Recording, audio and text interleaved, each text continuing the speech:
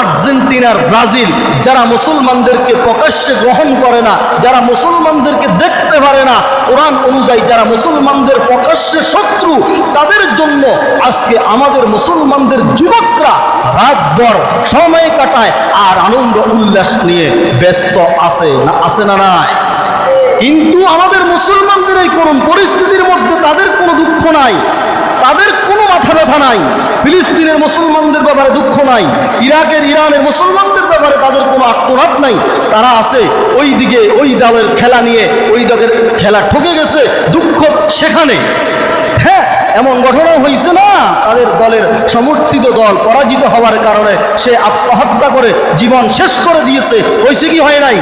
আবার এমনও খবর পাওয়া গেছে যে আমার দল যদি আজকে না টিকতো তাহলে আগামীকালকে আর আমার চেহারা আপনারা দেখতেন না।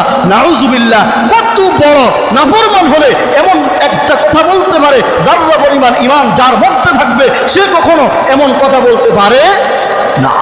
আবার এমনও বলে যে আমার আব্বা অমুক, নিজের বাবার পরিচয় দিয়ে দেয়। বুখারীর হাদিসের মধ্যে আল্লাহর নবী সাল্লাল্লাহু আলাইহি ওয়াসাল্লাম বলেন, কোনো ব্যক্তি যদি তার বাবাকে বাদ দিয়ে অন্য কাউকে এমন গর্বনীয় বাবার মতো সমতুল্য করতে গিয়ে নিজের ইমানের উপরে পরীক্ষার সম্ভাবনা করে দেয়, তাহলে তার ইমান পর্যন্ত আর থাকে না। নাউজুবিল্লাহ, সেখানে যদি বেদিন হয়ে যায় তাহলে তো আর কোনো কথাই নাই। এজন্য আল্লাহ তাআলার পরীক্ষা আমাদের সামনে আসতেছে কেন, এটা আমরা প্রকাশ্যে দেখতেছি। শুধু শুধু আমাদের উপর আল্লাহ নারাজ কেন? শুধু শুধু আল্লাহ কি শুধু আমাদেরকে দেখতেছে?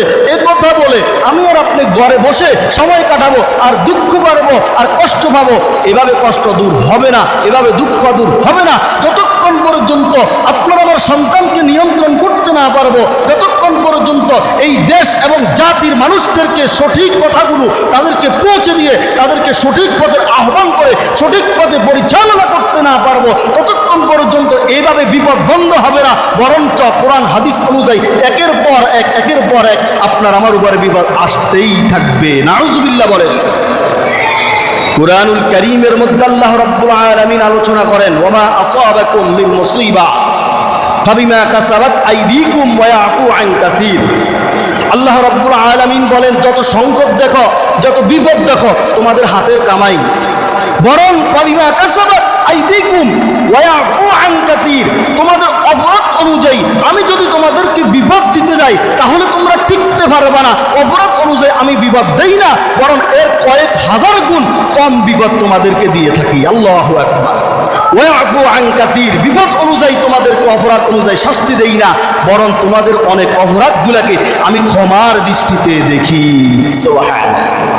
এজন্য বিপদ মুক্ত জীবন যদি গড়াইতে চাই তাহলে আগে অন্যায় অপরাধ চাটতে হবে।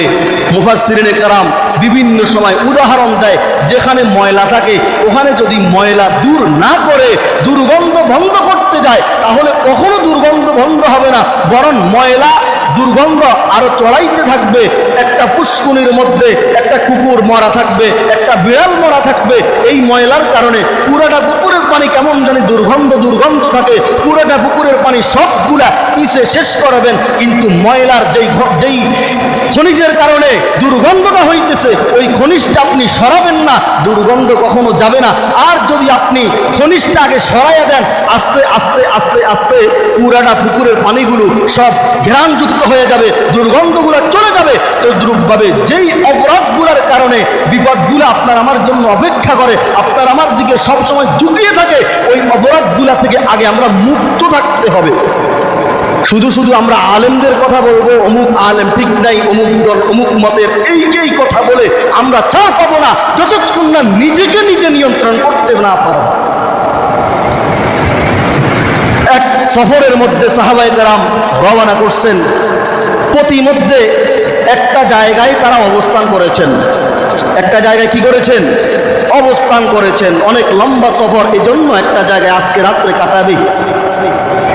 এই খবর একদল মুনাফিক কাফেরদের মাঝে ছড়িয়ে দেয়, মুসলমানদের কয়েকজন লোক অমুক জায়গার মধ্যে অবস্থান করতেছে, এই সুযোগে তোমরা তাদেরকে পাকড়াও করো, তাদেরকে ধ্বংস করে দাও, শেষ করে দাও। মুসলমানদের যেই কয়েকজন সাহাবী ছিলেন তারা এই প্রতিমধ্যে একটা তাবু টাঙ্গিয়ে সেখানে অবস্থান করতেছেন। আর মুনাফিকরা কাফেরদের মাঝে কথা ছড়াইয়া দিল, গুজব ছড়াইয়া দিল, এখানে মুসলমানরা তোমাদেরকে হামলা করার জন্য অপেক্ষা করে, তোমরা তাদেরকে শেষ করো। অথচ মুসলমানরা কাফেরদের সাথে যুদ্ধ করার জন্য যায় নাই, তারা রওনা করছে একটা পথের মধ্যে, সফরের মধ্যে, প্রতিমধ্যে সময় থাকবে না বলেই তারা অবস্থান করেছে। যখন কাফেরদের মাঝে ঘটনা ছড়াইয়া যায়, কাফেররা মুসলমানদের চতুর্দিকে বেষ্টন দিয়ে তাদেরকে বেষ্টন করে ফেলে, হত্যা করে ফেলবে, আক্রমণ করে ফেলবে। মুসলমানদের মধ্যে যেই কয়েকজন ছিল তারা হঠাৎ করে চিন্তার মধ্যে পড়ে গেল, পেরেশানির মধ্যে পড়ে গেল। হঠাৎ আমাদের সামনে কেন এই বিপদ? আমরা তো এমন কোনো কাজ করি নাই, আমরা তো তাদেরকে আক্রমণের কোনো নিয়ত আমাদের মনের মধ্যে নাই, তাহলে তারা কেন আমাদেরকে আক্রমণ করার জন্য চতুর্দিকে বেষ্টন দিল? তাদের মধ্যে একজন নেতা হঠাৎ করে ঘোষণা দিল, দেখো আমরা যতক্ষণ পর্যন্ত এখানে অবস্থান করলাম, আমাদের এই অবস্থানের মধ্যে শরীয়তের কোনো বিধান লঙ্ঘন হয়েছে কিনা একটু দেখো। সবাই সবার নিজের দেহর দিকে তাকায়, নিজের অবস্থানের দিকে তাকায়, আবার সময়ের দিকে লক্ষ্য করে এই সময়ের মধ্যে তাদের উপর থেকে শরীয়তের কোনো বিধান ছুটছে নাকি। দেখতেছে সব শরীয়তের বিধান তাদের মধ্যে ঠিক আছে, তাহলে কেন তারা আমাদেরকে বাটলা করেছে? ওইদিকে আল্লাহর রাসূল সাল্লাল্লাহু আলাইহি ওয়াসাল্লাম হাদিসের মধ্যে বলেন, যখন তোমরা তোমাদের শরীয়তের থেকে দূরে সরে যাইবা, তখন আল্লাহ তাআলা বিভিন্ন মাধ্যমে তোমাদেরকে লাঞ্ছনা করবে, বিভিন্ন মাধ্যমে তোমাদেরকে আঘাত করবে, শেষ করবে। এখন মুসলমানদের মনের মধ্যে চিন্তা শুরু হয়ে গেল, আল্লাহর রাসূলের হাদিস অনুযায়ী আমাদের থেকে শরীয়তের যেই কোন একটা বিধান ছুটে গেল। এমন সময় হঠাৎ একজন বলে উঠল, আল্লাহর রাসূল সাল্লাল্লাহু আলাইহি ওয়াসাল্লাম একেবারে দাইমি সুন্নতের মধ্যে একটা সুন্নাহ, যেই সুন্নতটা হলো মেসাওয়াকের সুন্নাহ। এই মেসাওয়াকের সুন্নাহ 24 ঘন্টার মধ্যে আমরা প্রতিদিন করি, কিন্তু এখানে অবস্থানের পর থেকে 24 ঘন্টার মধ্যে মেসাওয়াকের সুন্নত আমরা কেউ পালন করতে পারি নাই, যার কারণে হতে পারে তারা এই সুযোগে আমাদেরকে আক্রমণ করতেছে, কারণ এটাও রাসূলের হাদিস অনুযায়ী শরীয়তের সবচেয়ে গুরুত্বপূর্ণ একটা বিধান। এই ঘোষণার সাথে সাথে সাহাবায়ে কেরামরা একে অপরের সাথে বলাবলি করতে লাগলো, তাহলে এই মরুপ্রান্তে আমরা মেসাওয়াক পাবো কোথায়? ওইদিকে চতুর্দিকে খোঁজ খবর নিয়ে দেখতেছে পাশে একটা খেজুর গাছ দেখা যায়। ওই খেজুর গাছের দিকে সবাই গিয়ে খেজুর গাছ থেকে ডাল ভেঙে মুসলমানদের অল্প কিছু মুসলমান ছিল, তারা নিজেদের দাঁতগুলো এইভাবে খসা শুরু করলো। যেই কাফেররা তাদেরকে বেষ্টন দিয়ে চতুর্দিকে বেষ্টন দিয়ে ফেললো আক্রমণ করার জন্য, তারা তো দেখে মুসলমানদের উপরে বিভিন্ন সময় আক্রমণ করতে গেলে অল্পতেই অনেক শক্তি তাদের দেখা যায়। তাদের মধ্যে একজন বলে উঠল, মুসলমানরা এতক্ষণ পর্যন্ত ভয়ের মধ্যে ছিল, এখন কেন হঠাৎ করে তারা জেগে উঠছে? কেন জানি তারা খেজুর গাছের ডাল ভেঙে দাঁতগুলো বসতেছে, নিশ্চয় তাদের কাছে কোনো একটা জাদু আসতেছে, আমাদেরকে তারা রক্ষা করবে না, আমাদেরকে তারা ছাড়বে না, অতএব তোমরা দ্রুত পালাও, তারা আর আমাদেরকে রক্ষা করবে না, আমরা আমাদের নিজেদের জীবন নিয়ে তাড়াতাড়ি দৌড় হয়ে যাই। সুবহানাল্লাহ। দেখেন, একটা সুন্নাহ এমন একটি গুরুত্বপূর্ণ সময়ে তারা পালন করার সাথে সাথে, হিকমতের মাধ্যমে তারা এমন একটি সুন্নাত পালন করার সাথে সাথে আল্লাহ রাব্বুল আলামিন কাফেরদের ষড়যন্ত্র থেকে মুসলমানদেরকে হেফাজত করলেন। সুবহানাল্লাহ।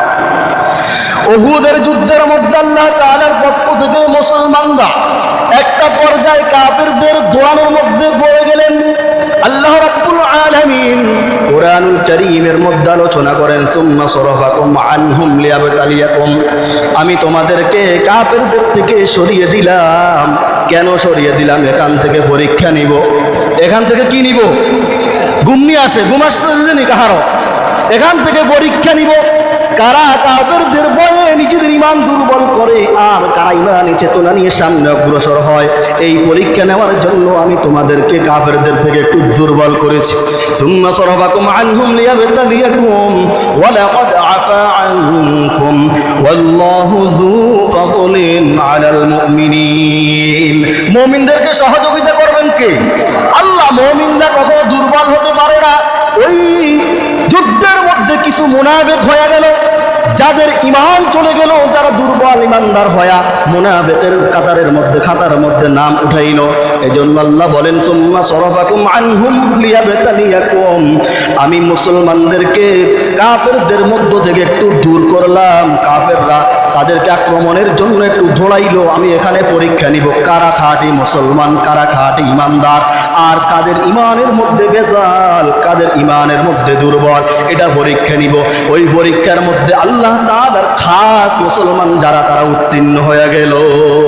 সুবহানাল্লাহ।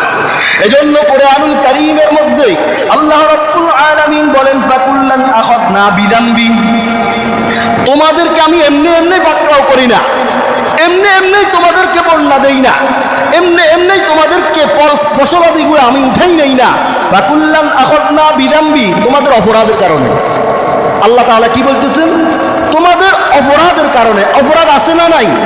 দেখেন না, মসজিদে নামাজ পড়তে পারে না মানুষ, দু একজন, চারজন, পাঁচজন মুসল্লি, ওইদিকে খেলা, বিধর্মীদের খেলা দেখার জন্য হাজারো হাজারো যুবক রাস্তায় পড়ে আছে। কি বলেন? এমন দৃশ্য আমরা দেখি কি দেখি না? কিন্তু মসজিদ খালি। কোরআনের আয়াত অনুযায়ী আল্লাহর দরবারে জবাব দিতে হবে, এবং এগুলো আল্লাহ তাআলার সংকেত। আল্লাহ বলতেছেন তুমি বেঁচে গেছো, তোমার আরেক ভাই আক্রমণের শিকার, তুমি মনে করিও না তুমি বাঁচতে পেরেছ, তোমার জন্য অপেক্ষা করতেছে সংকেত। ফাকুল্লান আখাযনা বিযামবি, আমি এমনি এমনি কোনো জাতির উপরে কি আক্রমণ করি না। আমি কখনো কখনো ফামিনহুম মান আরসালনা আলাইহি হাসিবা, তাদের অপরাধ এমন পর্যায়ে পৌঁছে যায়, আমি কখনো কখনো তাদের জন্য কি পাথরের ঝটিকা পাঠাই, পাথরের ঝটিকা দিয়ে তাদেরকে আক্রমণ শুরু করে দেই। ওয়ামিনহুম মান আখাযাতহু সাইহা, আমি কখনো কখনো আসমানের মধ্যে অনেক আওয়াজ দিয়ে দিই, যেটাকে আমরা স্বাভাবিকভাবে বজ্রপাত বলি। বজ্রপাতের মাধ্যমে আমি সংকেত দিয়ে দিই, একের পর এক বজ্রপাত হতে থাকবে। নাউজুবিল্লাহ বলেন। এগুলো আলামত। ফামিনহুম মান আরসালনা আলাইহি হাসিবা ওয়ামিনহুম মান আখাযাতহু সাইহা, আল্লাহ বলেন একের পর এক বজ্রপাত হতে থাকবে। অপরাধ যখন বাড়বে, অপরাধ যখন সীমার বাহিরে হয়ে যাবে, যখন তোমরা মুসলমানদেরকে বাদ দিয়ে বিধর্মীদেরকে নিয়ে নিজেদের জীবনের উৎসর্গের কথা চিন্তা করো, তখন আমার পক্ষ থেকে বিভিন্ন সময় একের পর এক তোমাদের সামনে সংকেত আসবে। প্রথম পাথরের কথা বলেছেন, তারপরে বলেছেন বজ্রপাত। ওয়ামিনহুম মান আখাযাতহু সাইহা ওয়ামিনহুম মান খাসাফনা বিহিল আরদ, আবার কখনো কখনো আমি তাদেরকে জমিনের সাথে ধূলিসাৎ করে দিব।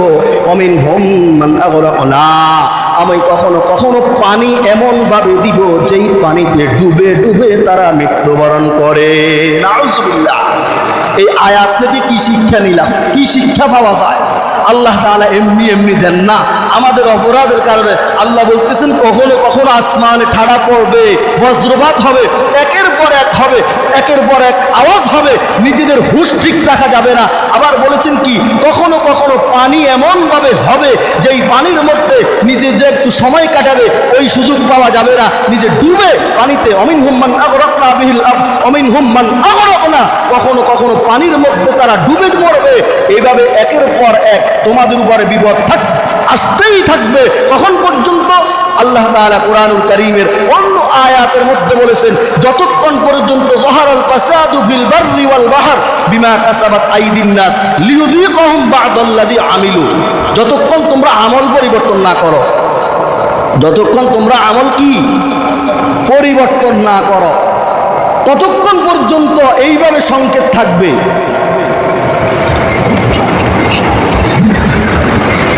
একের পর এক থাকবে। যাহারাল ফাসাদু ফিল বাররি ওয়াল বাহর বিমা কাসাবাত আইদিন নাস লিয়ুযীকাহুম বা'দাল্লাযী আমিলু লাআল্লাহুম ইয়ারজিউন, যাতে তোমরা ফিরে আসো।